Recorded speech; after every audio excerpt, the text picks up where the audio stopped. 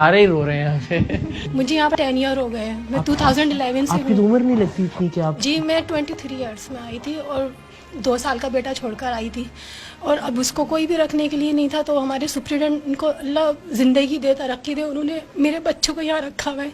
वो SOS village में भेजना के लिए उनकी कुछ कागजात के मसले हैं। तो इकरार भाई मुझे आपसे ये कहना है कि हम क्रिमिनल्स नहीं हैं। जो क्रिमिनल्स होते हैं कानून उनके लिए नहीं है, कानून हमारे लिए है। और इकरार भाई निकलने के बड़े रास्ते हैं। जो पैसे वाले हैं हम देख रहे हैं बाहर के किस तरह से वो अपने आप को सेफ कर रहे हैं। हमारे पीछे कोई भी नहीं है। मेरे फादर खुद पुलिस में थे। मुझे 80 साल की सजा है। और किस जुर्म में है? मर्डर केस में, जबकि मैं खुद चश्मदीद गवाह थी और मुझे ही मैन वो बना दिया। जो लड़का था वो वहाँ पर जॉब के लिए आया था, मुझे कुछ भी नहीं पता था। मैंने अपनी आंखों से देखा, सिर्फ मेरी गलती ये थी। मेरे सब घर वालों को उठाया। मेरे फादर उस वक्त बहुत बीमार थे। मुझे इतना मजबूर कर दिया गया कि सारा इल्ज़ाम मेरे ऊपर डाला। आज मेरा बच्चा 13 साल का हो गया, मेरी बराबर का हो गया। इतना छोटा सा छोड़कर आई थी। मेरी वालिदा बीमार है, मेरे पीछे कोई भी भाग तोड़ करने वाला नहीं। इकरार भाई मैं ये चाहती हूँ आप जजिस को बोलें जो पुराने केसों पे नजर सानी करें। आप जाकर प्लीज आपकी सुनेंगे। आप इकरार भाई आप पे अल्लाह पाक ने इज्जत दी है, इज्जत और जिल्लत देने वाला रब है। अगर हम आज यहाँ पर हैं तो हम क्रिमिनल नहीं है। गलती से अगर आ गए हैं तो जरूरी नहीं कि यहाँ पर सब गुनाहगार हैं।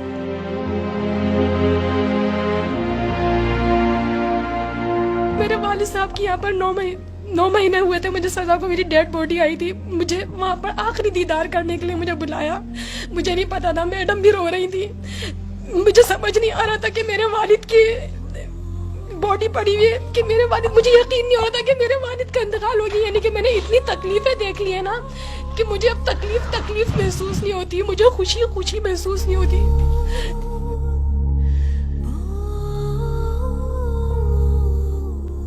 मैंने यहाँ पर तकरीबन सारे बहुत रुला लिया, हम चाहते हैं थोड़ा सा बस। हाँ, जिंदगी में इकरार भाई रोना ही लिखा हुआ है। पता नहीं खुशी और हंसी कब आएगी, कुछ नहीं पता।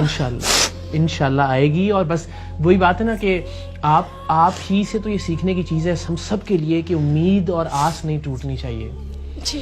फिर वही बात है कि हम देखें, हम ज़ाहिर कोई फैसला नहीं सुना सकते, ना ही हम ये कह रहे हैं कि मिनो इन मान लिया जाए जो भी कोई कह रहा है कि मैंने जुर्म नहीं किया उसकी इस बात को।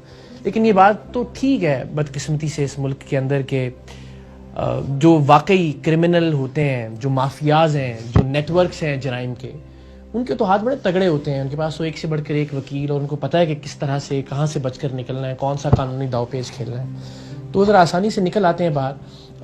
और ये एक बड़ी तल्ख हकीकत है कि आम तौर पे उन्हीं लोगों की शरह ज़्यादा है जो मासूम होते हैं या जिनका कोई बहुत तगड़ा बैकग्राउंड नहीं होता, वो फिर जेलों में सड़ते रहते हैं। सो अल्लाह ताला आसानियाँ पैदा करें इन तमाम बहनों